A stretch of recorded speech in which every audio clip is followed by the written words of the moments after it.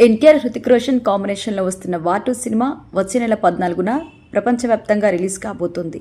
అన్ని ప్రాంతీయ భాషల్లో నిన్న రిలీజ్ చేసిన ఈ మూవీ ట్రైలర్కి ఆడియన్స్ నుంచి మంచి రెస్పాన్స్ అయితే వచ్చింది. అయితే ఏమాత్రం ఉంటే చాలు మన తెలుగులో కూడా పెద్ద హిట్ అయిపోతుంది అనుకున్నారు ఫ్యాన్స్. అయితే ఎన్టీఆర్ మన టాలీవుడ్ ఇండస్ట్రీలో ఎంత పెద్ద సూపర్ స్టారో హృతిక్ రోషన్ కూడా బాలీవుడ్లో అంత పెద్ద సూపర్ స్టార్.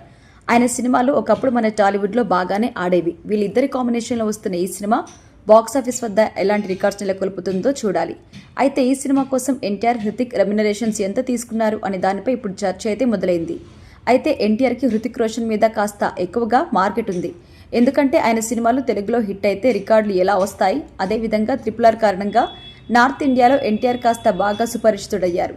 సినిమా బాగుందంటే ఆయన కూడా నార్త్ ఇండియాలో భారీ వసూలు వస్తాయి.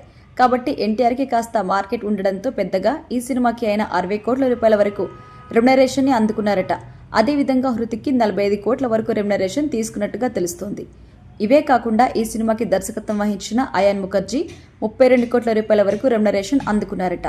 ఒక డైరెక్టర్ బాలీవుడ్లో ఇంత రెమ్యునరేషన్ ని అందుకోవడం సాధారణమైన విషయం కాదు. ఇక హీరోయిన్గా నటించిన కియారా 15 కోట్ల వరకు అందుకుందట. అయితే ఈమె ట్రైలర్లో హృతిక్ రోషన్తో కలిసి రొమాన్స్ చేసింది.